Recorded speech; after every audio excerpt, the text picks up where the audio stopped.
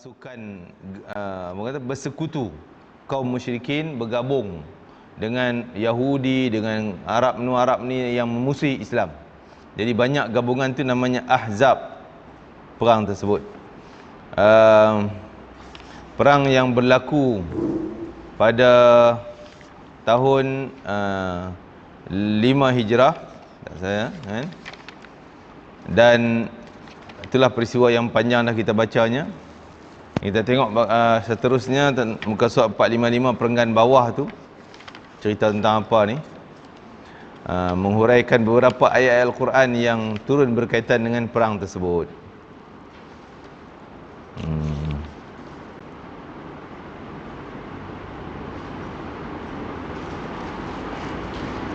Keajaiban berlaku dan ataupun kekuatan tentera-tentera Islam yang bertahan ketika mereka mana dikepung di pulau, dikepung lah, habis makanan tak boleh nak balik ambil makanan. Jadi sehingga orang Madinah pula tak boleh hantar bantuan makanan kan? Sehinggalah antara kekuatan Sayyidatina Safiyah binti Abdul Muttalib, ibu saudara Nabi sallallahu alaihi wasallam, yang membunuh musuh yang datang meninjau-ninjau ke rumah tempat mereka berlindung. Jadi nampak musuh ninjau-ninjau, jadi dia suruh tuan rumah tersebut, sahabat Nabi Hasan bin Thabit, tak salah saya, untuk turun pergi bunuh. Hasan bin Thabit kata, aku takut, tak berani, lebih kurang macam itulah. Dia tak berani nak turun bunuh. Maka Safiyah, mak saudara, ibu saudara Nabi SAW, turun bunuh lelaki tu kan? Tu kekuatan ibu saudara Nabi SAW. Sehingga bila dah bunuh, nak kena sembunyilah mayat dia tu. Takkan nak bagi orang perempuan pula tarik. Hasan pun sekali lagi tak mau tarik, takut. Maka Safiyah turun sekali lagi daripada rumah dia yang tinggi, turun daripada tali, dengan tali daripada luar, bukan daripada pintu luar, untuk tarik jenazah mayat tu, sembunyikan. Jadi itulah apa yang berlaku kita dah baca sebelum ni. Kita tengok apa yang diceritakan lagi dalam peristiwa perang Ahzab ini. Kemudian Allah Ta'ala melakukan sesuatu, perenggan yang bawah tu, surat 455. Dari sisinya yang menyebabkan para musuh mula saling tidak mempercayai, dan mereka semua akhirnya tewas, dan ketajaman mereka menjadi tumpul. Mulanya mereka hebatlah. Bayangkan 10,000 tentera musuh. Sahabat Nabi ada 3,000 je. Itu anggaran 10 tu. Mungkin lebih banyak daripada tu, sebab gabungan yang tak tahu berapa ramai. Tapi ramailah jangkaan 10,000. Tapi dengan kekuatan bantuan Allah Subhanahu wa taala, Allah datangkan taufan. Mula sebelum taufan tu, jadi Allah timbulkan keraguan sesama pasukan. Seolah pasukan ni kata, dia ni pasukan dia, kumpulan dia ni khianat ni, ada nak cocok belakang. Ni pun tuduh macam tu, tuduhnya dah timbul keraguan sama pasukan tadi ni, pasukan musuh. Sebab dia gabungan daripada Quraisy, gabungan dengan Yahudi dan sebagainya. Jadi bila ada syak wasangka macam tu, maka akan menjadi lemah, mula nak pecah. Itulah kekuatan ataupun kelemahan. Bersatu sepakat adalah satu kekuatan yang hebat. Bila berpecah jadi kecil-kecil ni, dia akan melemahkan dan juga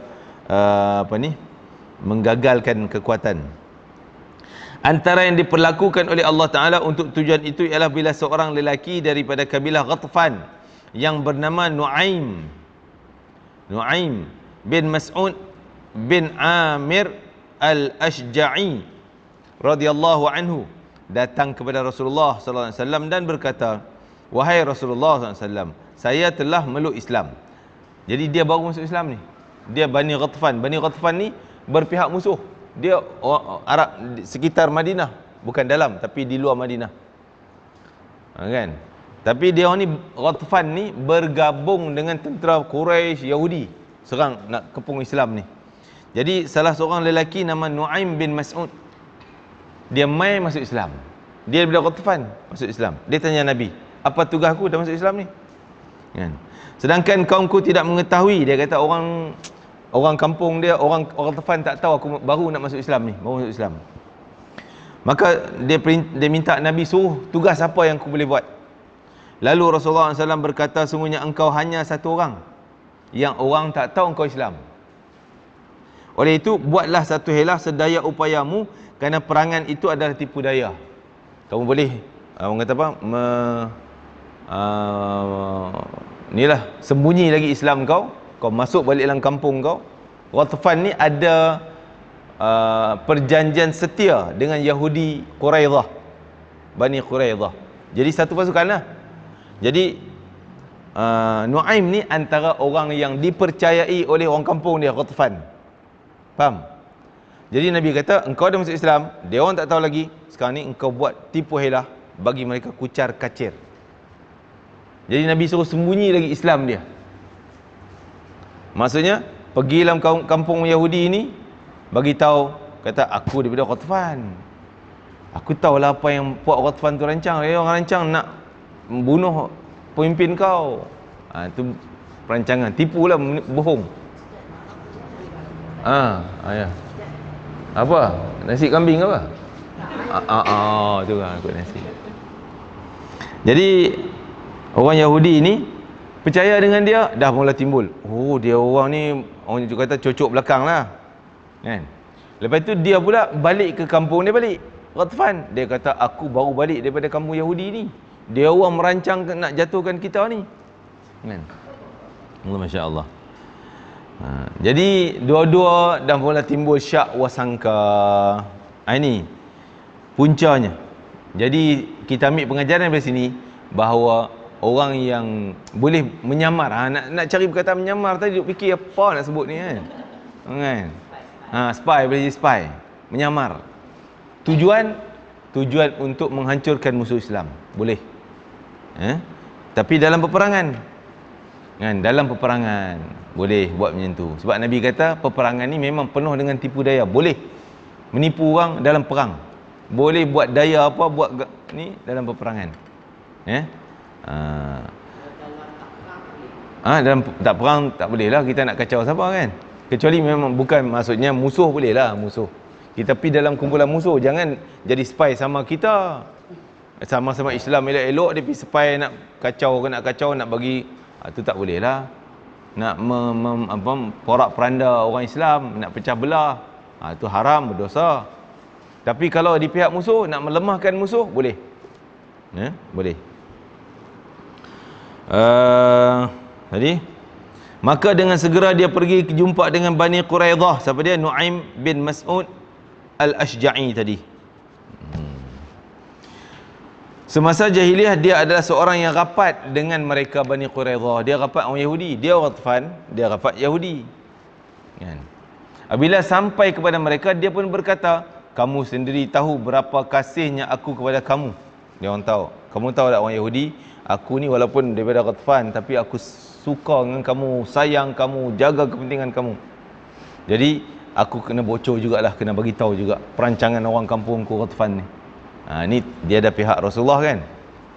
Lebih-lebih lagi kerana hubungan yang terjalin antara aku dengan kamu. Mereka menjawab, betul, kami percaya.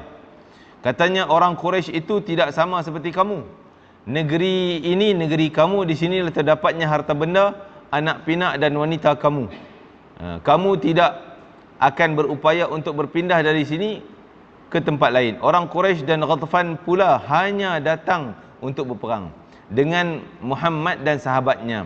Mereka hanya menunjukkan kepura-puraan terhadap kamu. Ni dia cocok ni. Negeri, harta, wanita mereka jauh dari sini. Kalau mereka mendapat peluang untuk menang, maka mereka akan mengambil peluang itu. Tapi kalau sebaliknya, maksudnya kalau dia menang, dia orang nak jadi ketua, dia nak jatuhkan kau, nak halau kau keluar. Ni dia cocok kan, bahasa cocok dia.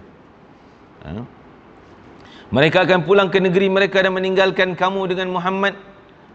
Pastinya Muhammad akan balik dendam kat kamu, bunuh kamu. Dia orang Ghatafan ni, kami datang daripada luar Madinah. Kami datang, tak apalah, kami berlari pun selamat. Kamu nak lari mana? Kan? Dia Ghatafan ni ada perancangan tak baik ni. Dia cocok macam tu. Kalau begitu, apa cadanganmu wahai Nuaim? Orang Yahudi tanya. Okey, apa jalan kau? Dia kata, jangan kamu terlibat sama dengan perang ni. Baik kamu, orang kata mufaraqah dalam bahasa Arab, berpisah, lari lah. Jangan join dengan kumpulan musuh ni.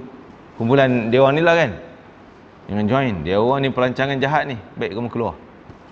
Kamu putuskan hubungan dengan Ghatfan.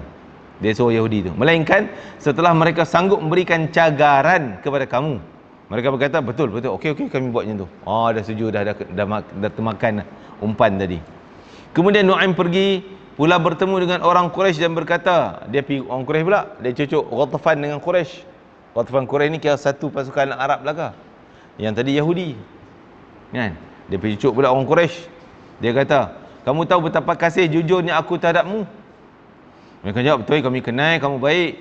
Orang-orang Yahudi sudah menyesal. Dia cocok sana pula. Dia kata orang Yahudi dah menyesal dah. Nak batalkan, dia orang nak cocok belakang ni. Nak batal, nak putuskan hubungan dengan kita ni. Tak mau jadi pasukan kita dah. Dia dah join dengan kumpulan Muhammad tu. Ada pasukan dah bergerak join dengan Muhammad, Yahudi ni. Dia cocok orang kampung dia pula, Ghatfan dengan Quraisy.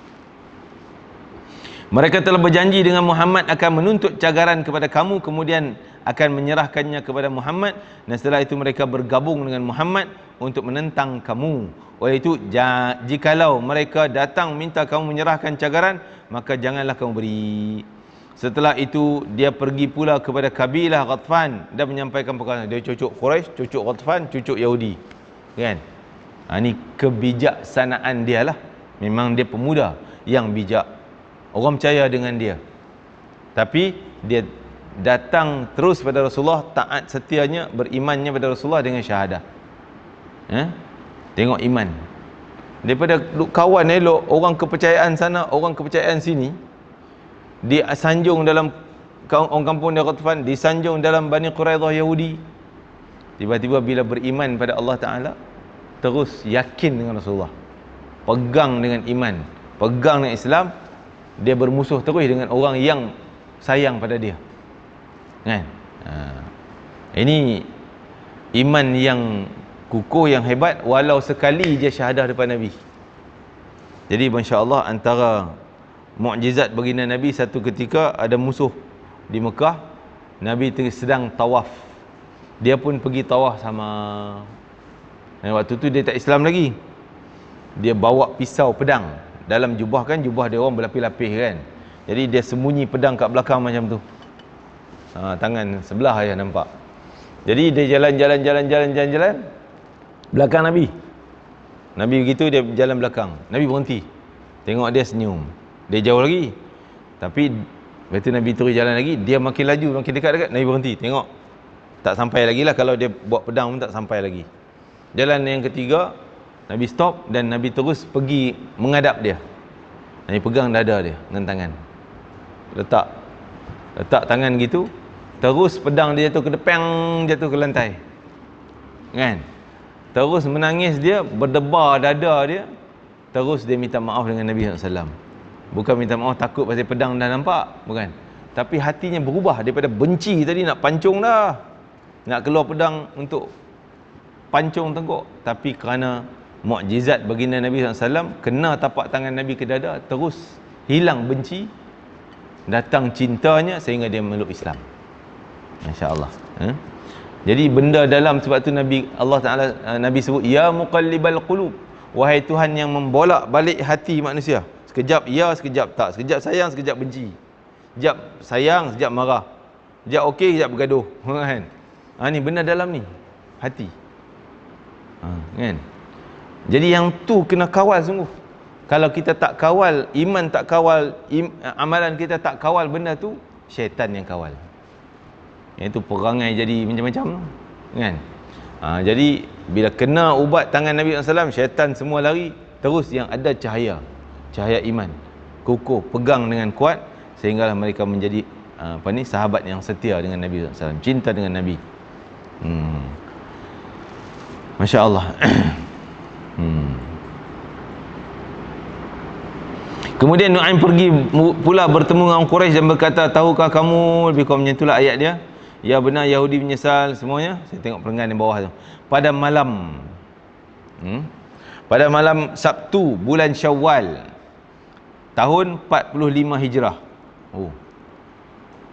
Sabtu bulan Syawal tahun 45 Hijrah di langkaunya. Orang-orang Quraisy menghantar utusan kepada orang-orang Yahudi mengatakan kami tidak boleh bertahan lama di sini. 45 Hijrah. Salah ni. Tahun 5 Hijrah ni. Cantik tu semua 45 kan? Ni berlaku tahun 5 Hijrah. Mungkin salah typing, kita baca dulu. Orang-orang Quraisy menghantar utusan kepada orang-orang Yahudi dengan mengatakan kami tidak boleh bertahan lama di sini kerana kuda dan unta serta sekumpulan kecil manusia telah binasa. Oleh itu ayuh bangkit bersama kami untuk menentang Muhammad. Kemudian orang Yahudi menghantar utusan kepada mereka memberitahu, hari ini hari Sabtu. Kamu sendiri tahu apa yang telah terjadi kepada bangsa kami dahulu apabila mereka melanggar kesucian hari Sabtu. Di samping itu, ni hari Sabat dia panggil, orang Yahudi panggil Sabat kan, Sabtu. Hari Sabat ni hari suci dia. Kalau kita hari kebesaran kita hari Jumaat. Kita ada juga peraturan hari Jumaat, tak boleh kerja, tak boleh buat apa. Tapi untuk orang yang wajib semayang Jumaat, perempuan tak terlibat. Orang lelaki waktu yang tak boleh buat kerja lain, lelaki yang wajib semayang Jumaat lah. Yang tak wajib seperti musafir, orang sakit, lain-lain tu tak apalah. Orang yang wajib semayang Jumaat, dia tak boleh buat kerja apa langsung.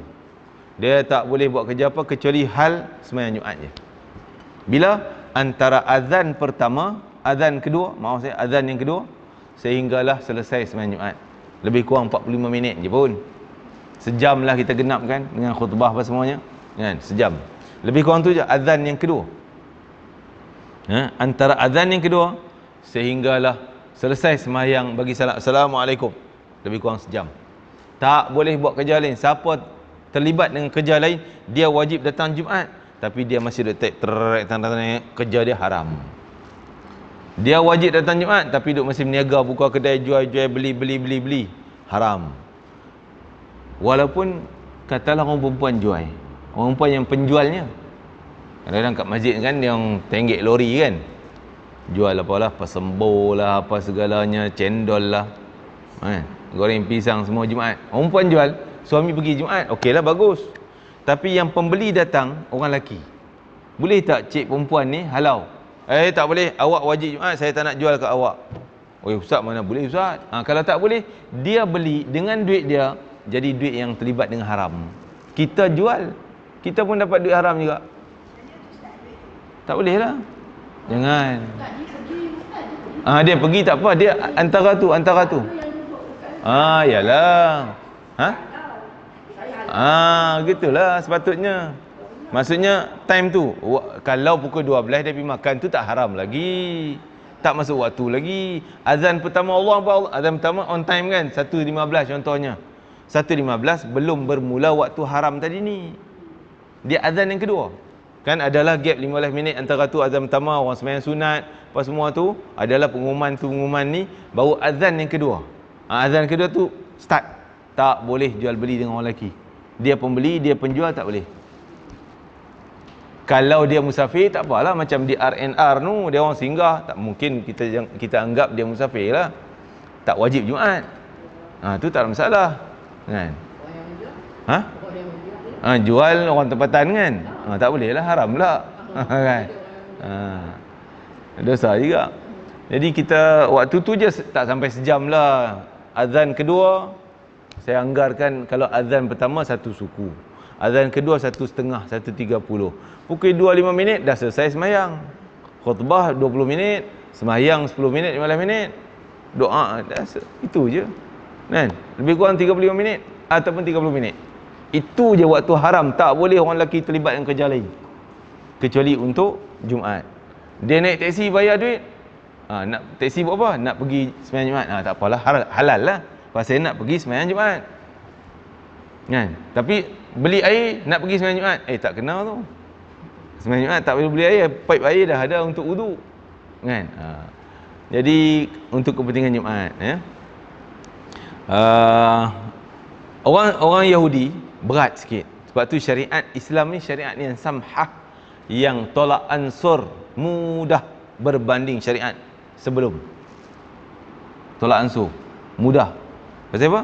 Tadi kita diharamkan hanya setengah jam, 30 minit, 45 minit.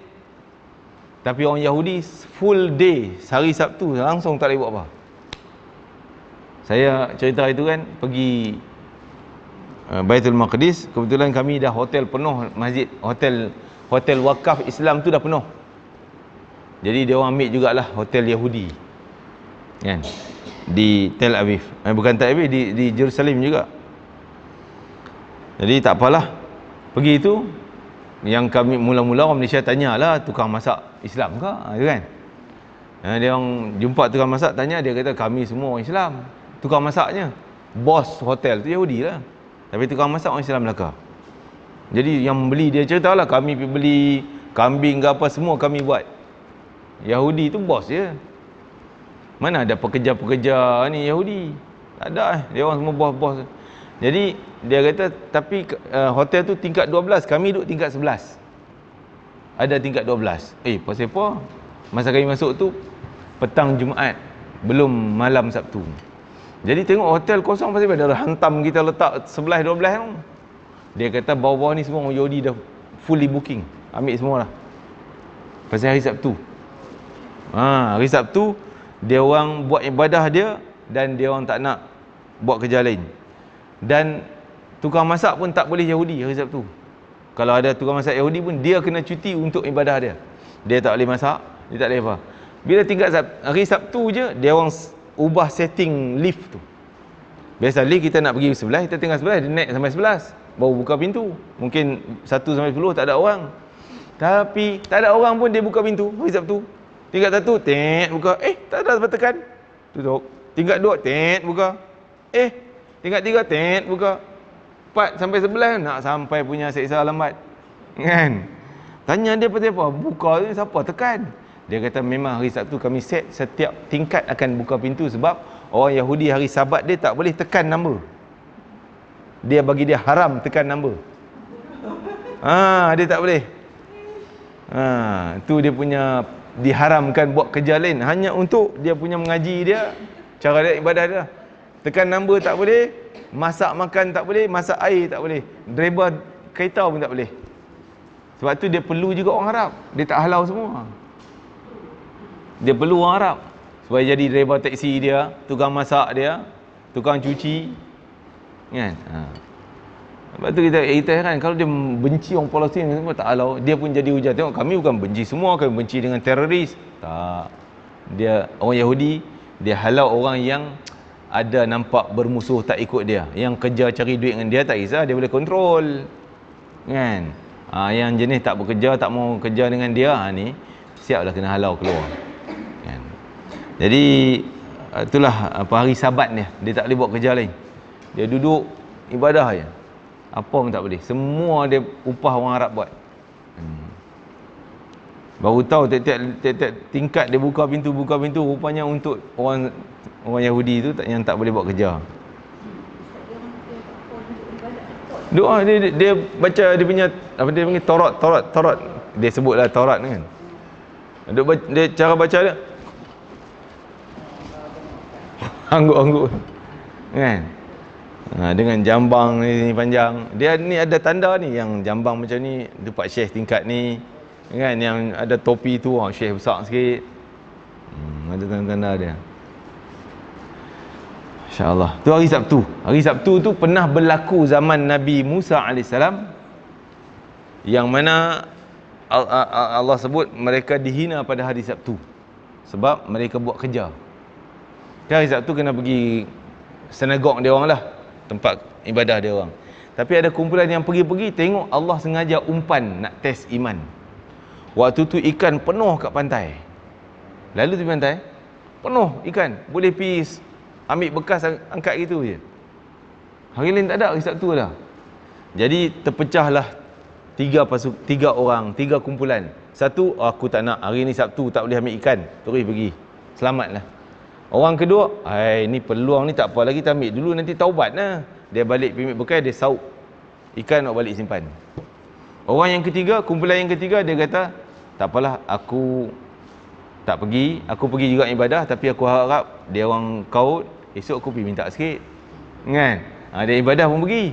Yang ni pun dia harap dia ambil juga. Jadi akhirnya mereka kumpulan yang kedua tadi yang ambil ikan, semua dihina oleh Allah Ta'ala menjadi kera dan babi. Berubah kera dan babi. Kerana mereka melanggar pantang larang hari Sabtu. Syariat ketika tu. Mujur kita ni, orang tak ubah jadi kera. Kan? Yang makan waktu Jumaat tu. Kan? Makan waktu Jumaat, duk relax, duk lepak apa semua, tak mau pergi sembahyang Jumaat. Mujur Allah tak ubah jadi kera dan babi. Cuma perangai lebih kurang tu juga tu. Kan? Main langgak semua je. Jangan ni kalau ada lelaki ke, mungkin anak kita ke, bagi nasihat, pergi. Kan? Orang Yahudi dah Allah ubah jadi kera dan babi. Fizikalnya. Bukan perangai, fizikal. Berubah. Mungkin campur-campur muka ke macam mana, wallah alam. Mujur Allah tak ubah kamu ni jadi kera babi. Kan? Tak pergi sembahyang Jumaat. Tapi perangai itu dah jadi sondol ke semua, halal haram semua dibatai. Yalah, waktu tu haram, dia makan juga. Waktu tu haram, dia kerja juga. Waktu tu kan, dia sondol semua sekali. Na'udzubillah min zalik. Itu pantang larang hari Sabtu.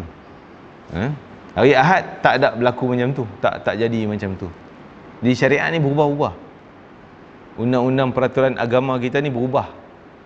Nabi Musa lain, Nabi Isa lain, Nabi Muhammad zaman kita lain. Tak sama berubah, tak sama hukum hakamnya. Tapi bab akidah tetap sama. Allah Maha Esa. Nabi Musa pun cakap macam tu, Nabi Isa pun cakap macam tu. Cuma pengikutnya kata ada Trinity lah apa segalanya. Kan, itu salah lah. Jadi hari ini hari Sabtu, dia kata kamu sendiri tahu apa yang telah terjadi kepada bangsa kami dahulu bila mereka melanggar kesucian hari Sabtu. Di samping itu kami juga tidak sanggup berjuang bersama kamu, melainkan setelah kamu dihantarkan cagaran kepada kami. Orang Yahudi kata, dia kata kami tak nak tolong kau hari Sabtu ni. Kami nak lari tapi tak boleh. Tak nak tolong kau hari Sabtu. Dia buat alasan lah nak tarik diri pasal dia kena cucuk tadi. Kalau kau nak juga, kau bagi cagaran. Bagi unta 100 ekor ke, baru kami setia, kami tunggu. Okey, cagaran. Contohnya, maka bila utusan mereka menyampai berita itu kepada Quraisy dan Qatfan, mereka berkata, demi Allah Nu'aim bercakap benar. Dia orang sanjung Nu'aim. Padahal dia yang cucuk sana, dia yang cucuk sini. Adakah dia pengkhianat Islam? Tidak. Dia membantu Nabi SAW menghancurkan musuh Islam dengan cara tu. Boleh. Sebab tu dalam situasi musuh. Kemudian mereka mengutuskan utusan kepada Yahudi, beritahu, demi Allah kami tidak akan menghantar seorang pun sebagai cagaran. Hantar orang, bukan minta unta tadi ni. Hantar orang. Kalau kamu khianat, kami pancung orang kau ni. Kan? Tu cagaran orang tu. Maka keluarlah bersama kamu untuk menentang Muhammad. Jom pergi juga. Tak ada cagaran apa? Kami tak nak tak cagaran. Orang Quraisy berkeras tak nak. Orang Yahudi Quraidah menjawab, demi Allah Nu'aim cakap betul. Kan, nama dia naik.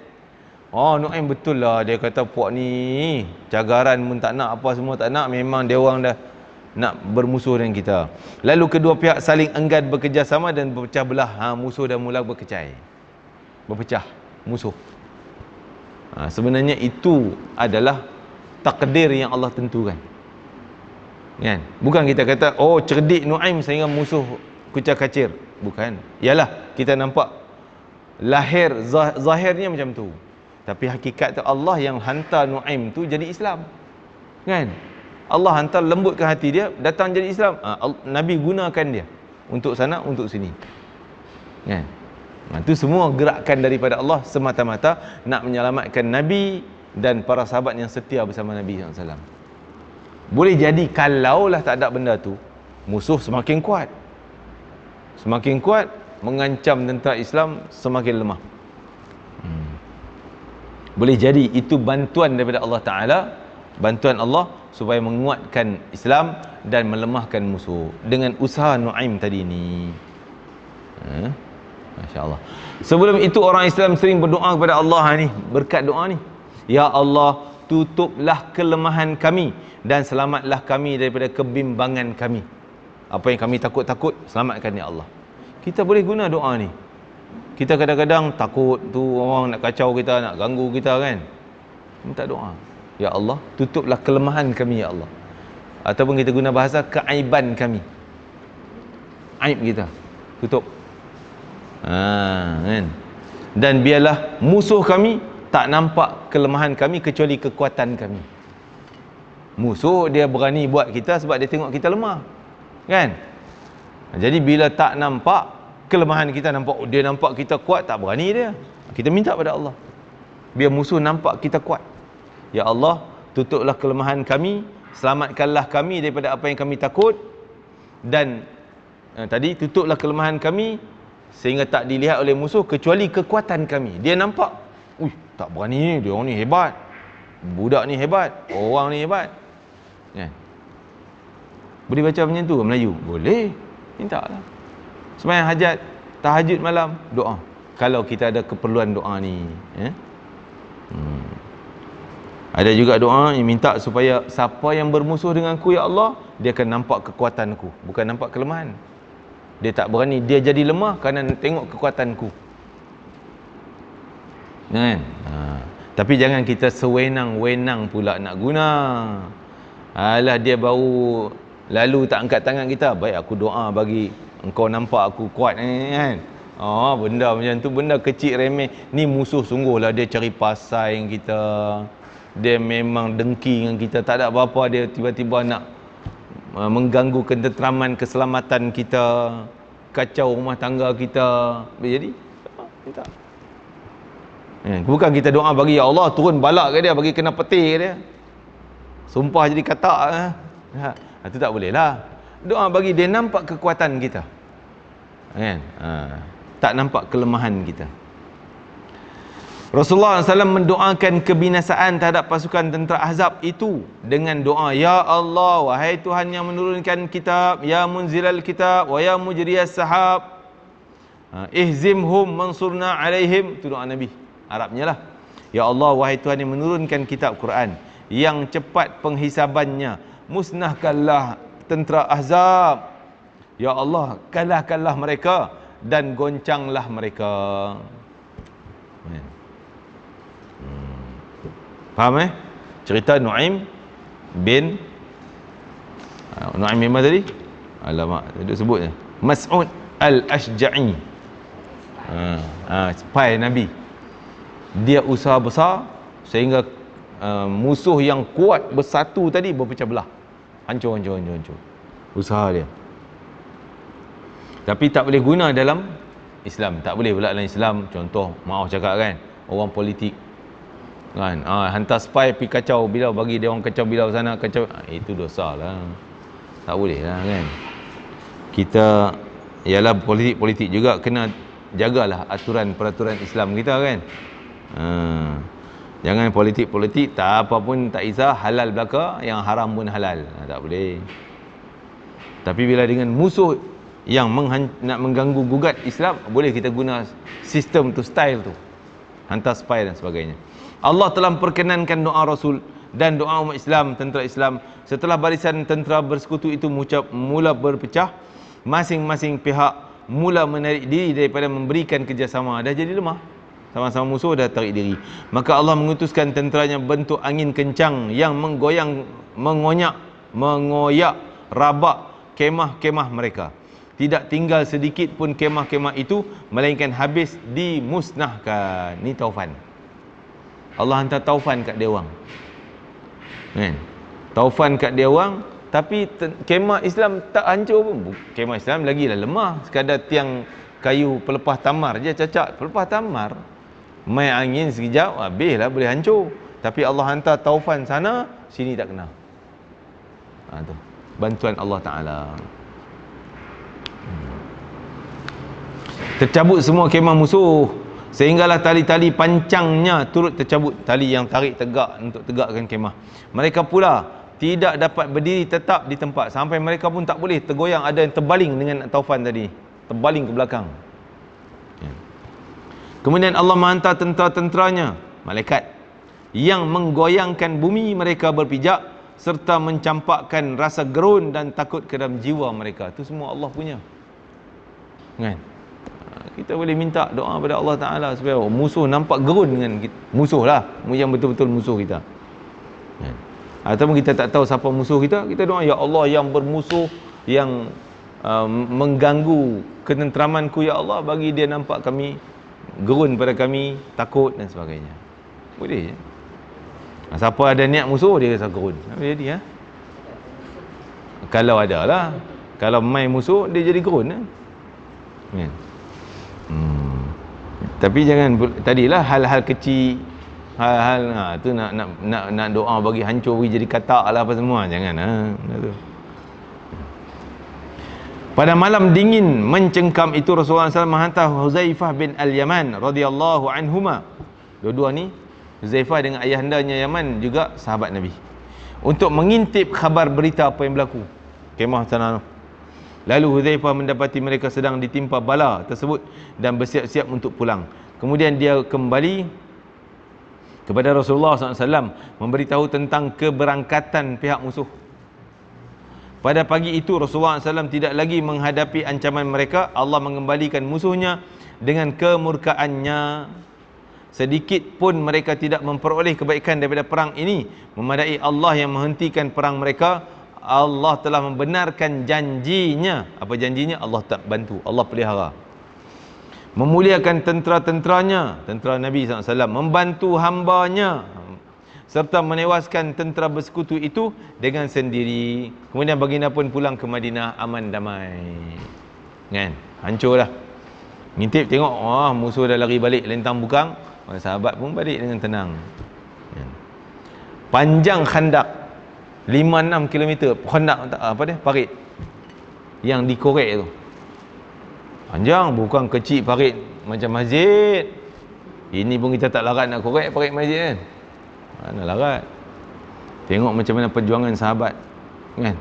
Parit bukan parit air takat tu, luas tu dah cukup dah. Ni parit sebagai kubu, seluas lebih kurang 2 laluan highway. 2 lorong highway kita, plus nak balik Kedah kan, Kedah juga kan, kan. Dua lorong tu, ui luas tu, kira-kira kuda tak boleh lompat tebing ke tebing. Kalau satu lubang tu kuda boleh lompat zoom sana, boleh kan. 2 lubang pun tak boleh lepas. Tu luas, panjang 5 km. Ya Allah Tuhan. Tentera ada 3,000 orang. Zaman tak ada cangkul yang canggih, tak ada benda korek tu, pekho tu kan. Zaman tak ada benda tu, boleh korek dalam masa beberapa hari je siap. Itu bantuan Allah Ta'ala yang sangat hebat. Itu tadi kita okey, tadi kita betulkan balik muka surat 456. Perenggan yang terakhir tu dia tulis pada malam Sabtu bulan Syawal tahun 45, bukan 45, tahun 5 potong 4 tu, padam nombor 4 tu, dia berlaku 5 di saat time. Jadi bila dah balik perang Khandaq. Peperangan Khandaq berlaku pada tahun ke-5. Sebab tu pasal apa kita sebut dulu? Sebab apa dalam takbir raya kita ada sebut Ahzab kan? Wa hazamal ahzab wahda la ilaha illallah. Wa hazamal ahzab. Cerita Ahzab. Sebab Ahzab ni boleh nampak fully bantuan Allah. Semua keseluruhannya bantuan Allah Ta'ala. Bayangkan 10 lawan 3 dah memang kalah dah itu. Kan? Dari sudut hitungan ni 3,000, ini 10,000. Dah nampak kalah dah, senang pijak dah. Lepas tu pula tengok pula tentera 3,000 ni makanan tak cukup, duk terkepung kat bukit. Habis air tak ada, apa tak ada. Yang dia orang ni senang, makanan cukup, segala cukup, memang dah teruk dah. Yang ni pula gabungan bangsa. Mekah mai, Arab yang kuat-kuat ni, yang lemah pun gabung-gabung jadi kuat. Pasukan daripada macam-macam, senjata hebat-hebat. Yang ni sahabat satu ialah satu pasukannya, tak ada gabungan ke mana. Nampak kalah dah tu. 3 kalah dah, 3-0 dah. Kan? Tapi semua Allah kucak-kacir yang tu Allah hantar ni, Allah hantar tu, Allah bagi ni, Allah bagi tu, taufan apa segalanya. Semua bantuan Allah Ta'ala. Sebab tu kita sebut-sebut selalu dalam takbir kita. Kita nak kemenangan seperti mana kemenangan Ahzab, yang semuanya bantuan Allah Ta'ala. Kita jaga iman ni. Para sahabat tak ada latihan apa. Nak latih main pedang, nak main silat, nak main anak panah, tak ada. Kan? Yang ada mereka doa ya Allah, ya Allah, ya Allah, sembahyang zikir, ya Allah, doa minta taat Rasulullah SAW. Jaga yang tu je. Jaga yang tu. Sebab tu kita di akhir zaman ni kena ambil balik kekuatan tentera Ahzab, kekuatan dalam perang Ahzab, tentera Nabi SAW. Nak ikut senjata memang dah kalah dah dengan tentera musuh ni. Senjata. Kita apa dah sekarang ni? Nak senjata? Kalah kita senjata, kalah. Kan? Tentera Islam dengan tentera tak Islam memang kalah bab senjata. Bab bilangan, Islam kumpulan yang kecil. Yang kecil tu pecah sana, pecah sini, bergaduh sama sendiri pula. Musuh bergabung. Kalah. Kita ada kekuatan Allah. Itu. Jaga iman kita. Tambah kita akhir zaman ni, Masya Allah, fitnah. Fitnah dah nampak dah. Fitnah kedajjalan. Belum dajjal lagi, tapi fitnah ala dajjal tu dah ada. Apa dia? Anginnya, sepuinya, apa segalanya daripada dajjal ni. Apa fitnah ni? Terutama orang yang aktif dalam media sosial. Hati-hati, bukan salah. Benda tu penting juga. Kalau kita bijak guna, bagus. Kita guna untuk kebaikan, bagus. Itu kekuatan kita. Kita guna untuk dakwah, kita guna untuk kebaikan-kebaikan. Tapi yang banyaknya guna apa? Duk menari. Kan? Tengok menari TikTok, dah tahu ya, geleng. Tambah-tambah lah, minta maaf lah perempuan. Patut dia disembunyi-sembunyikan, tapi ditayang-tayangkan. Kan? Ditayang-tayangkan dengan gelek badannya. Orang lelaki mana tak terliur tengok. Nafsu orang lelaki memang ada lah. Itu fitnah tu. Itu fitnah. Merosakkan dia, merosakkan keluarga dia, merosakkan orang yang tengok. Berapa banyak dosa yang dia terlibat. Jangan. Guna untuk kebaikan, untuk dakwah, untuk nasihat. Biar orang kata tak glamour lah Ustaz. Siapa nak view, siapa nak tengok. Tak, tujuan kita bukan ramai.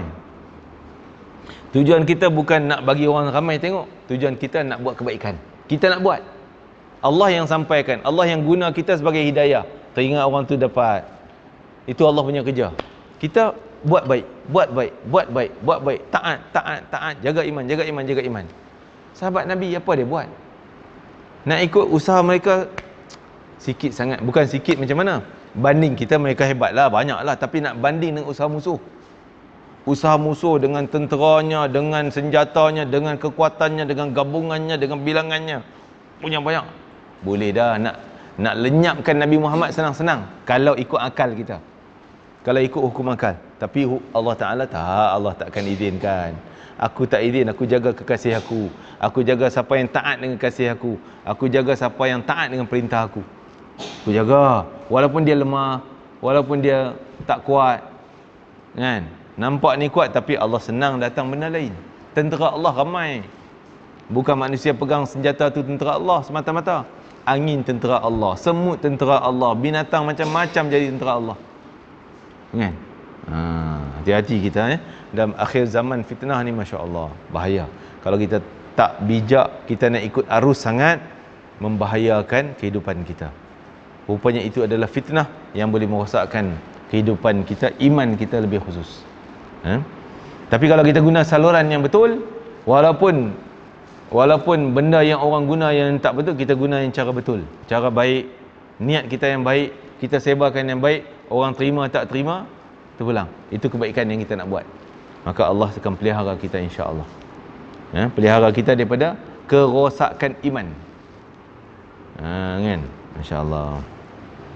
Kadang-kadang kita rasa Allah pelihara aku, kadang-kadang kena kemalangan. Lepas tu sakit, mungkin kena COVID pula, kena tu pula. Allah pelihara.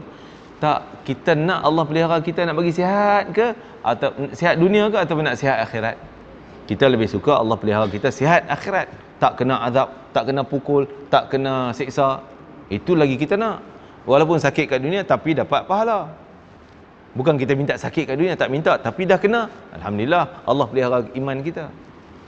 Kita nak Allah pelihara iman. Itu dia. Masya Allah. Okey. Kita tengok sikit lagi, habiskan tajuk ni. Perang Khandaq berlaku tahun ke-5 Hijrah, iaitu bulan Syawal. Masya Allah, kita duk open house lagi Syawal ni. Kan? Open house tak habis, makan. Saya lah. Ada lagi. Syawal tak habis lagi. Alhamdulillah boleh makan lagi. Numpang je. Tak apalah. Itulah bulan, dia orang kata Syawal Malaysia ni 2 bulan. Bukan sebulan lah, dah tambah jadi 1,5 bulan ataupun 2 bulan lah. Betul tak dapat.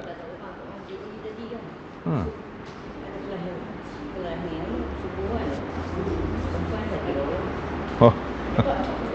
Balik kampung lah. Cuti 3 hari kan. 3 hari 4 hari. 3 hari tak kan yang tambah. Sekolah lagi. Jam Sabtu tu. Saya Sabtu nak pergi Shah Alam pun, oh ya, kat 45 minit, 50 minit. Tu dia orang kata semalam yang balik kampung jam lebih raya. Asyad. 7 jam. Allahu Akbar. Tak apalah. Kan? Tak apalah, mungkin dia orang balik itu untuk kebaikan dan sebagainya lah. Kan? Tapi tak apa, bulan Syawal ni nak sebutnya. Perang ni berlaku bulan Syawal. Ha? Tu dia. Dia kena kepung dekat, hampir ada yang mengatakan 40 hari kena kepung. Sampai selesai kepungan datang taufan. Taufan tu penamat lah. Ya, masya-Allah. Minum air sikit. Sepanjang tu lah. Daripada mula awal dia kena kepung tu, terus cadangan korek parit. Mula kena kepung dulu. Dalam 2-3 hari tu tak tahu nak buat apa, Salman Al-Farisi bagi cadangan pada Nabi. Kita korek buat kubu. Supaya kuda dia orang tak boleh serang. Tu mula gotong royong korek sepanjang tu. Kan? Masya-Allah. Dan kalau korek parit di bumi kita ni, tanah kita ni senang, gambutnya kan, cangkul senang. Dia orang tanah batu. Masya-Allah.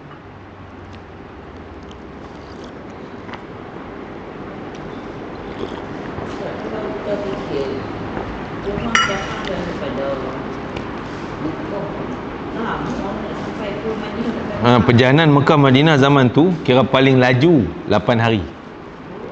8 hari tu paling laju. Kuda paling laju. 8 hari. Kereta, kalau kereta laju 4 jam lah.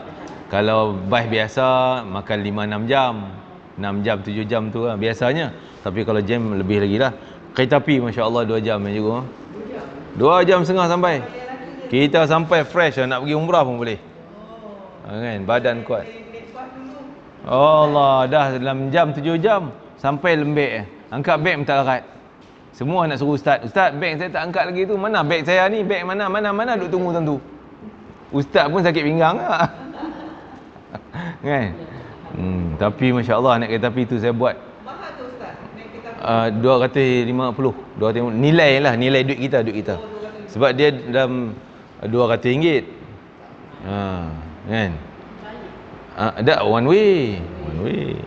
Tapi apa tu, nilai duit kita jatuh kan, 1.5 dah sekarang ni. Jadi kita anggarkan 250. Sebab tu saya buat travel bulan 12 ni. Jomlah siapa nak pergi kan. Saya bagi tahu dah, memang mahal termasuk dengan harga tiket. 76 itulah. Hotel kita ambil hotel dekat. Hotel di Mekah kita ambil dalam Menara Zamzam tu, Pullman. 10 lah. 12 hari, 10 malam. 4. Paling banyak 4 lah. Ada 2 part. Di Madinah, di Concord sebelah Movenpick. Dekat dataran tu. Apa dia? Kita pergi ke Taif, insya-Allah. Cuma Taif kita tak masuk dalam tu lah, sebab ada yang tak nak pergi. Kan? Ada yang tak nak pergi. Siapa nak pergi, kita buat lah. InsyaAllah Taif. Lepas itu di Madinah banyaklah tempat-tempat kita pergi. Siapa yang berminat lagi Badar. Badar jauh. Lebih kurang dekat 150 km daripada Madinah. Yang tu pun kita tak masuk dalam package sebab ada yang tak mampu. Tambahlah. Mungkin kita ambil dalam RM100 gitu. Kalau tengok keadaan, kalau ramai senang ambil bas boleh murah sikit. Kalau teksi memang 150 seorang. Kan? Badar memang hebat. Saya pergi baru ni sebelum puasa ni, pergi Badar. Oh, mengkagumkan. Bila kita tahu cerita. Kalau tak tahu cerita, pergi tengok apa pun tak ada, biasa aje. Tapi bila cerita Badar, di sini Nabi duduk, di sini Nabi berkemah, berdoa, turun bantuan, malaikat turun gunung. Ada satu gunung tu gunung pasir yang cantik. Saya pergi dengan Arifin lah. Dia ada gambar dia kan. Tengok. Oh cantik. Mana Arifin hilang? Dia pergi dengan saya. Saya bawa dia pergi Badar, dia bawa kamera ni kan. Dia singgah session banyak tempat lah. Ada cerita-cerita Nabi. Yang pasir tu, pasir halus tu, bukan pasir orang buat rumah ni. Pasir rumah ni kira besar-besar juga, ni pasir halus. Jadi habuk kalau angin tiup. Tapi bayangkan kalau benda tu dah ratus ribu tahun, 1400 tahun dah, kan? Lepas tu angin tiup dah tak ada lah bukit tu, hilang dah. Dia bukan batu, pasir semua. Satu gunung tu je pasir, yang gunung ni semua batu. Pasir tu dia panggil gunung tu gunung malaikat. Tempat malaikat bantuan Allah Taala turun situ. Pasir yang ajaibnya bila angin tiup, dia takkan lekang daripada bukit tu. Tiup macam mana pun dia jatuh balik situ, sekali tiup naik, macam kita tengok jauh macam ombak air. Naik, turun, pusing situ seolah tak bisa. Walaupun hujan dah berapa ribu kali hujan, tak runtuh-runtuh pasir tu. Angin ribut tak berhenti.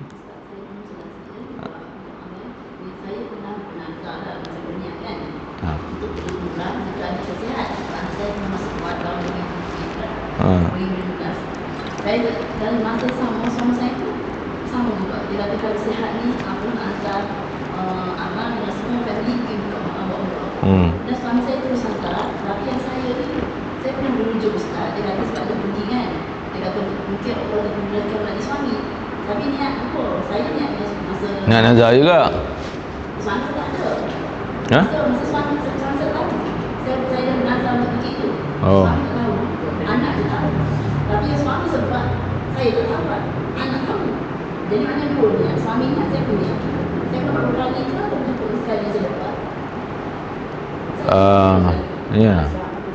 Nazar, Kak Nazar nak, saya nak pergi ke saya nak hantar anak? Saya nak pergi, maksud diri sendiri nak pergi. Oh, niat nak bawa semua. Yang tu pun niat nak bawa semua. Tapi yang sponsor suami hantar. Wallah alam, saya pun tak pasti tu, tapi takat yang saya tahu apa cerita ni, seolah macam kena buat masing-masing lah. Kan? Wallah alam. Kalau dah rujuk ustaz tu kata macam tu, tak apalah. Kalau saya suami tu hantar tu bukan hantar biasa, hantar kerana dia pun nazar. Kan? Dia pun nazar. Lebih elok, lebih mampu kalau ada kemampuan pergi sekali. Maksudnya yang kedua lah, yang tadi dia punya, yang ni kita punya pula.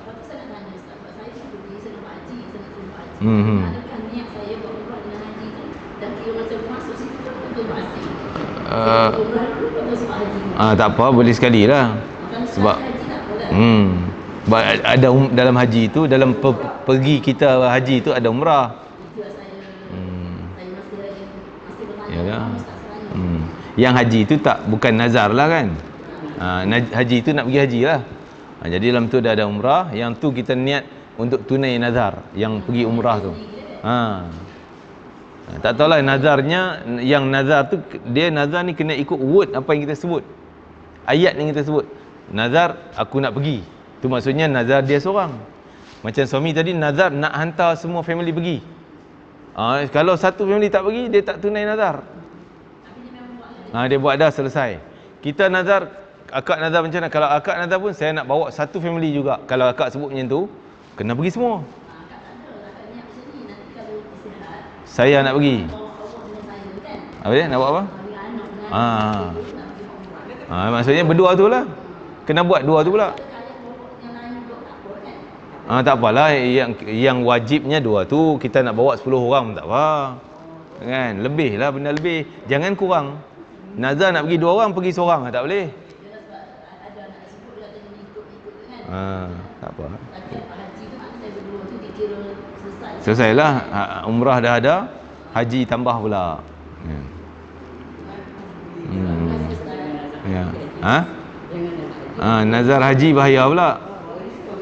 Sebab susah kan umrah. Payah agak nak dapat visa tu.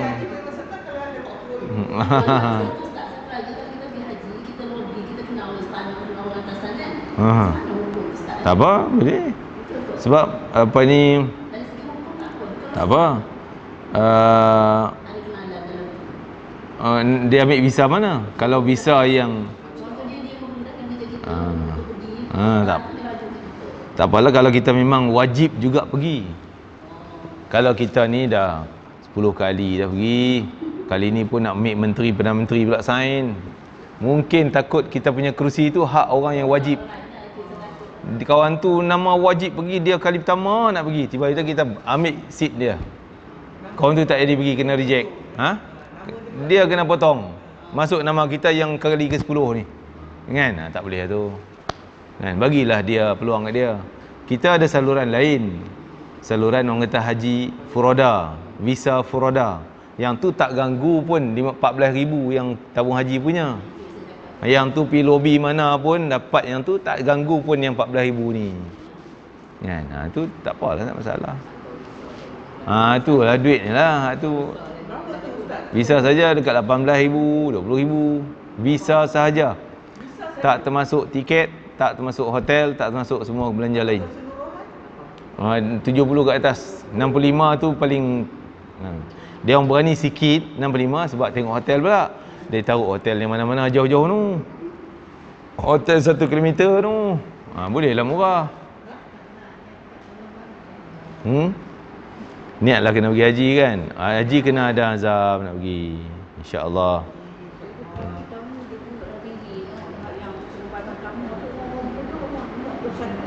Yalah.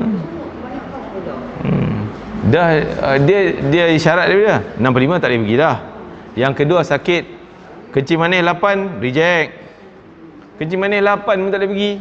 Masuk ustaz ni tak lebih lah. Tak boleh pergi ya. Banyak pegawai ustaz-ustaz tu tak boleh pergi. 8 tak boleh pergi. Kencing manis. Kalau ada darah tinggi sekian-sekian tak boleh. Kalau jantung tak boleh. Banyakkan orang 40 ke atas macam-macam lah. 35 macam-macam penyakit.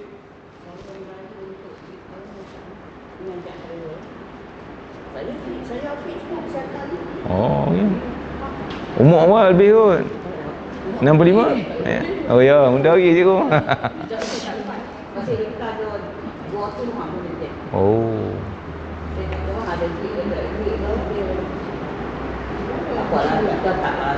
Tak apa.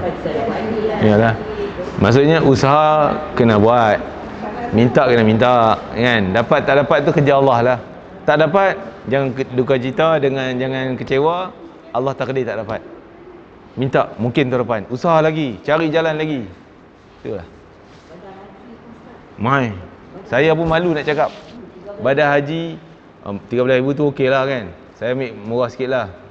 5,000, 6,000 tu misal. Tapi nak cakap orang terkejut. Sebab memang orang yang buat haji dah lah 1 juta je.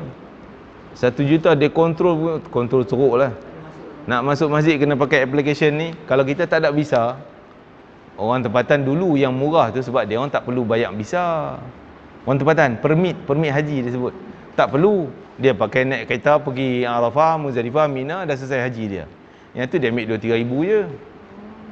Sekarang ni benda tu kena bayar. Nak permit haji, orang Mekah ni, orang Mekah nak masuk Masjidil Haram kena ada permit haji.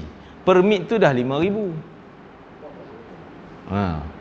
Kalau upah 2,000 mengarut upah 3,000 tak boleh nak yakin lah kita, kan?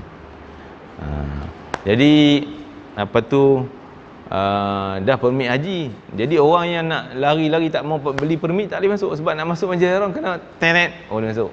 Macam apa tu tiket scan semua tu, kan? Yang palang pusing gedeng tu, scan tenet boleh masuk. Ada tiket kita. Memang tak boleh lepas. Ya Allah, Masya Allah. Okey, kita habiskan ni. Mana Syawal, cerita Syawal tadi ni, kan?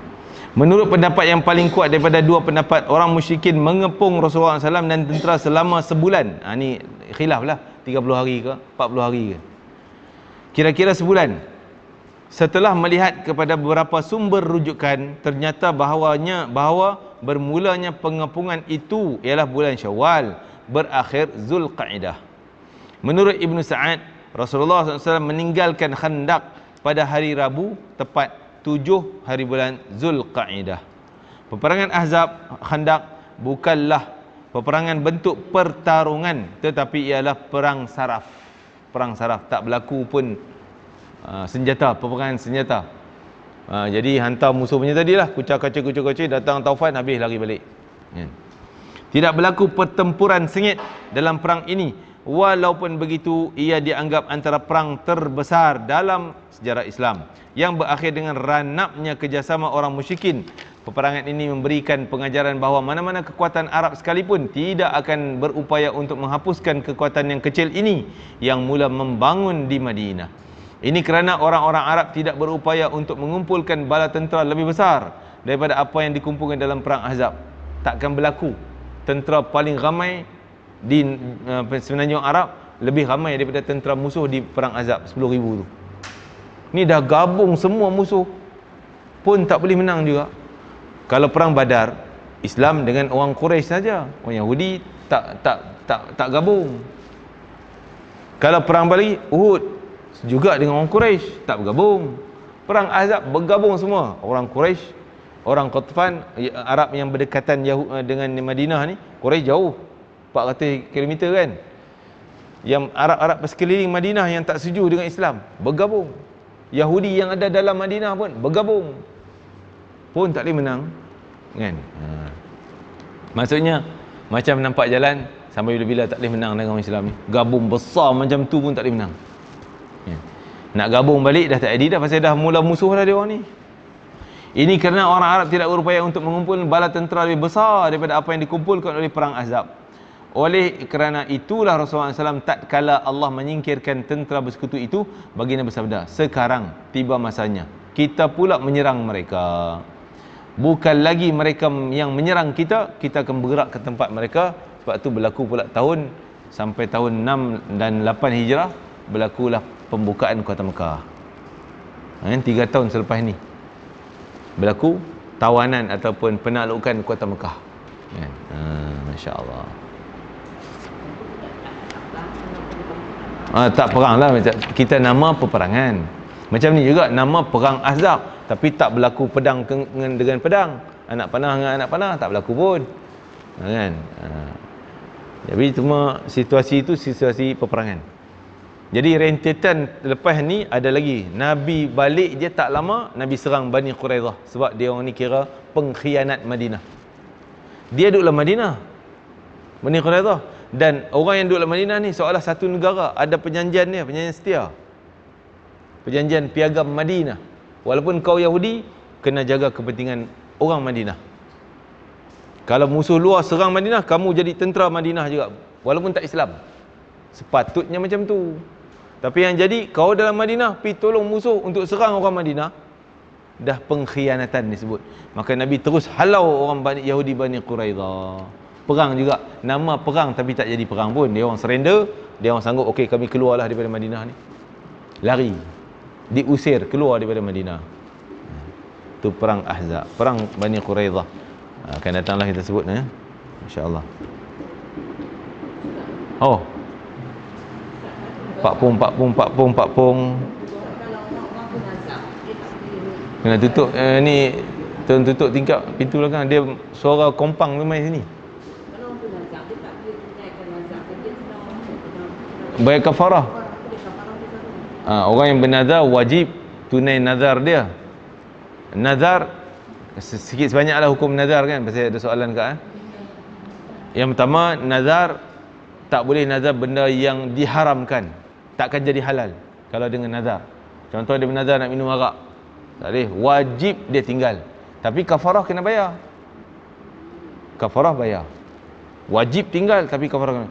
Yang kedua, tak boleh nazar benda yang sia-sia, mudarat. Contoh saya orang tu dulu kan, kalau bola menang lah bernazar nak terjun jambatan, nak lari Malaysia telanjang. Itu mengharut semua tu. Tak boleh, wajib tinggalkan. Benda mudarat, benda bahaya, benda tak ada faedah Islam, tak ada pahala pun. Itu kena tinggal. Bayar kafarah, wajib kena bayar kafarah. Yang ketiga, nazar benda wajib tak boleh juga. Kalau saya sihat, saya nak semayang maghrib 3 rakaat. Benda tu wajib. Berapa nak nazar? Takkan jadi, tak boleh. Kalau saya saya nak bernazar puasa Ramadan cukup lengkap sebulan. Tak jadi, benda wajib. Kan? Jadi nazar benda yang harus dan benda yang sunat. Tu boleh. Dia kata dia nazar, kata nak pergi umrah, tapi dia tak mampu. Wajib, dia wajib kena cari jalan pergi juga. Wajib kena tunai. Tak boleh sampai ke tahap dia kata aku dah tak boleh dah. Bayar kafarah. Bayar kafarah. Bayar kifarat, orang Melayu cakap kan, kifarat. Kifarahnya tiga pilihan. Yang pertama puasa 3 hari. Kalau tak mau yang tu, bagi makan 10 orang miskin. Miskin, bukan belanja kawan jabat. Kawan surau ni kaya ni. Ni orang miskin, betul-betul miskin. Bagi makanan yang mengenyangkan mereka, standard lebih kurang makanan kita. Jangan bagi nasi lemak je. Kita makan nasi tu basmati apa segalanya. Kan? Bagi dia nasi lemak RM1 je. Tak boleh lah, bagi standard yang kita punya. Lengkap makanan. Atau bagi pakaian kepada orang miskin. Tiga tu. Puasa tu mesti berturut-turut lah, 3 hari berturut. Puasa tak semestinya berturut-turut. Boleh selang bila. Lagi tak cukup 3 hari tak.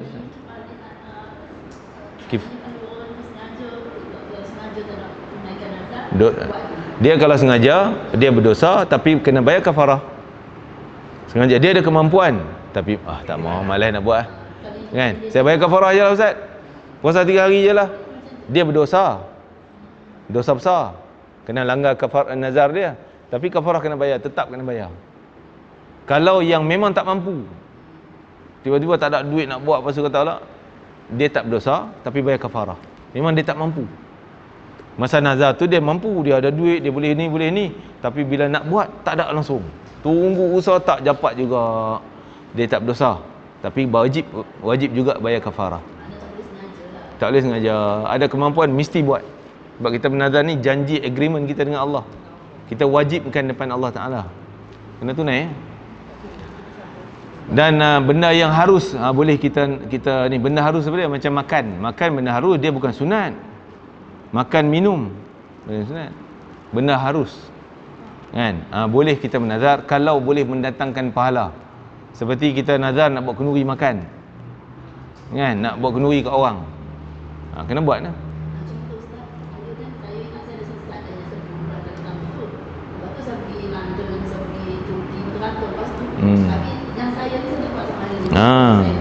Dah lah tak sebab nazar kita tak sebut tahun ni, tahun depan, tahun bila, tak ada masa. Kalau tak ada masa, sama bila boleh buat. Kalau nazar ada masa, kena ikut masa yang kita tentu. Saya kalau sihat, tahun depan saya nak pergi umrah. Yang tu kena bayar kafarah. Dah lepas 2 tahun dah. Dia tak buat yang tahun depan. Tu kena bayar kafarah. Dan kalau ada kemampuan, pergi sebagai qada.